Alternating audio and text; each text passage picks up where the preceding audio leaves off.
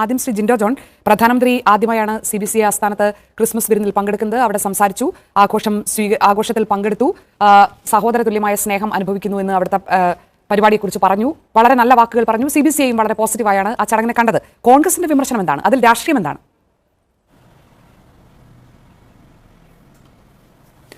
ഷാനി, ഇന്ത്യയുടെ പ്രധാനമന്ത്രി CBCയുടെ പരിപാടി ക്രിസ്മസ് വിരുന്നിൽ പങ്കെടുക്കുന്നതിന് ഞങ്ങൾക്കൊരു എതിർപ്പുമില്ല. ഇന്ത്യയുടെ പ്രധാനമന്ത്രി സ്ഥാനത്തിരിക്കുന്ന ആർക്കും പങ്കെടുക്കാവുന്നതാണ്.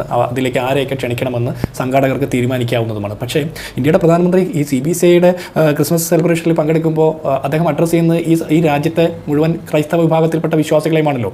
അല്ലാതെ അവിടെ കൂടിയ മെത്രാന്മാരെ അല്ലെങ്കിൽ കർദിനാൾമാരെ മാത്രമല്ലല്ലോ. ഈ രാജ്യത്തെ മുഴുവൻ ക്രൈസ്തവ വിശ്വാസികൾക്കും ക്രിസ്തുമസ് ആശംസകൾ നേരുന്നതിന് വേണ്ടിയിട്ടും അവർക്ക് സമാധാനം സന്ദേശം നൽകാൻ വേണ്ടിയിട്ടുമാണ് ഇന്ത്യൻ പ്രധാനമന്ത്രി അവിടെ പങ്കെടുത്തതെന്നാണ് ഞാൻ കരുതുന്നത്. അങ്ങനെയാണെങ്കിൽ അദ്ദേഹം ജർമ്മനിയെക്കുറിച്ചിട്ടും ശ്രീലങ്കയെക്കുറിച്ചിട്ടും ഒക്കെ പറഞ്ഞ അതിൻ്റെ 4-1 അംശം ആത്മാർത്ഥതയോടെ ഈ രാജ്യത്തെ ക്രൈസ്തവർ നേരിടുന്ന പീഡനങ്ങൾ, പ്രത്യേകിച്ച് സംഘപരിവാർ സംഘടനകളിൽ നിന്ന് നിരന്തരം നേരിടുന്ന വേട്ടയാടലുകളെ അദ്ദേഹം എന്തുകൊണ്ട് അഡ്രസ്സ് ചെയ്യാതെ പോയി?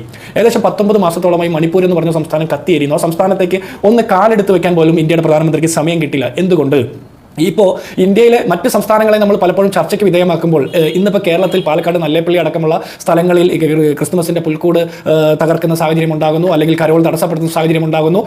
അതിപ്പോൾ മറ്റ് സ്ഥലങ്ങളിലൊക്കെ അങ്ങനെ വരുന്നുണ്ട്. ഇപ്പോൾ കാർത്തികപ്പള്ളിയിൽ നിന്നും RSS നേതാവിൻ്റെ ഭാഗത്ത് അങ്ങനെ സംഭവിച്ചു എന്നുള്ള വാർത്തകൾ വരുന്നു. കേരളത്തിലും ഇത്തരം ആളുകൾ വന്നു കഴിഞ്ഞു. അപ്പോൾ നമ്മൾ മനസ്സിലാക്കേണ്ടത് 2024 യുണൈറ്റഡ് ക്രിസ്ത്യൻ ഫോറത്തിൻ്റെ ഒരു റിപ്പോർട്ട് പ്രകാരം 2024 ആകുമ്പോൾ കഴിഞ്ഞ വർഷത്തേതിനേക്കാൾ 34% ഇന്ത്യയിലെ ക്രൈസ്തവ വിഭാഗത്തിൽപ്പെട്ട ആളുകൾ സംഘപരിവാർ സംഘടനകളിൽ നിന്ന് അക്രമങ്ങൾ നേരിടുന്നത്. ഏകദേശം 2023 നിന്ന് 24 ആകുമ്പോൾ 24 ഡിസംബർ ആകുമ്പോഴേക്കും 34% വർധന ഉണ്ടാകുന്നു എന്ന് പറഞ്ഞാൽ ആസൂത്രിതമായിട്ടുള്ള അക്രമങ്ങൾ ക്രൈസ്തവ വിശ്വാസികൾക്ക് നേരെ നടത്തുന്നത് BJPയുടെ അല്ലെങ്കിൽ സംഘപരിവാർ സംഘടനകളുടെ നേതൃത്വത്തിലാണ്. അത് എന്തുകൊണ്ടാണ് പ്രധാനമന്ത്രിയുടെ പ്രസംഗത്തിൽ അഡ്രസ് ചെയ്യാതെ പോയത്?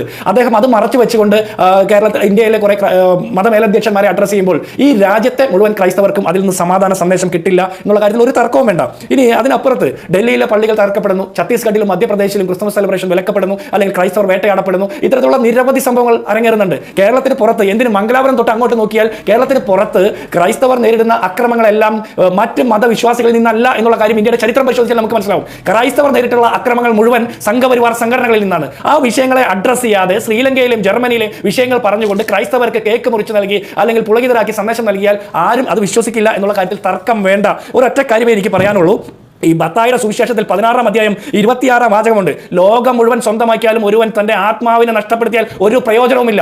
പ്രധാനമന്ത്രി നരേന്ദ്രമോദിയുടെ പ്രസംഗം കേട്ട് പുളകിതരാകുന്ന ആളുകളോട് എനിക്ക് പറയാനുള്ളത് അത്രയേ ഉള്ളൂ. ഈ രാജ്യത്തെ ക്രൈസ്തവരെ ആസൂത്രിതമായിട്ട് ആക്രമിക്കുമ്പോൾ കണ്ടില്ലെന്ന് നടിക്കുന്ന ഇന്ത്യയുടെ പ്രധാനമന്ത്രിയുടെ ക്രിസ്മസ് സന്ദേശത്തിൽ സന്തോഷം കൊണ്ട് പുളകിതരാകാനായിട്ട് ഒന്നുമില്ല. ലോകം മുഴുവൻ നമ്മൾ നേടിയാലും, ഈ രാജ്യത്തെ ക്രൈസ്തവർ നേടിയാലും ആത്മാവിനെ നഷ്ടപ്പെടുത്തിക്കൊണ്ട് പ്രധാനമന്ത്രിയെ എൻഡോഴ്സ് ചെയ്ത് സംസാരിക്കുന്നത് സത്യവിരുദ്ധമാണ്. സത്യം നിങ്ങളെ സ്വതന്ത്രമാക്കുമെന്ന് യോഹന്നാന്റെ സുവിശേഷത്തിൽ 8-ാം അധ്യായം 32-ാം വാചകത്തിൽ പറഞ്ഞിട്ടുണ്ട്. ക്രിസ്തു പറഞ്ഞ സന്ദേശത്തിൽ മാത്രമേ ഞാൻ അടിസ്ഥാനമാക്കി പറയുന്നുള്ളൂ. ക്രിസ്തുവിനെ തള്ളി പറഞ്ഞുകൊണ്ട് നരേന്ദ്രമോദിയെ ഉൾക്കൊള്ളാൻ വേണ്ടിയിട്ട് കാസയെ പോലുള്ള സംഘടനകളെ ശ്രമിക്കുമ്പോൾ ഈ ക്രൈസ്തവർ നേരിടുന്ന അക്രമങ്ങളെ കണ്ടില്ലെന്ന് നടിക്കുന്ന മതപുരോഹിതരായിക്കൊള്ളട്ടെ, മതമേലധ്യക്ഷന്മാരായിക്കോട്ടെ, ആരായിക്കോട്ടെ, നമ്മുടെ പുൽക്കൂടിന്റെ അക്രമം നേരിടുമ്പോൾ അവിടെ പുൽക്കൂടിൽ ഉണ്ണിയേശുവിനെ കുമ്പിട്ട് വന്നിരിക്കുന്ന നരേന്ദ്രമോദിയുടെ നിഷ്കളങ്കത്തെ അത്രയൊന്നും നമ്മൾ അങ്ങനെ വിശ്വസിക്കേണ്ട കാര്യമില്ല എന്ന് മാത്രമാണ് ആദ്യഘട്ടത്തിൽ എനിക്ക് പറഞ്ഞു വെക്കാനുള്ളത്.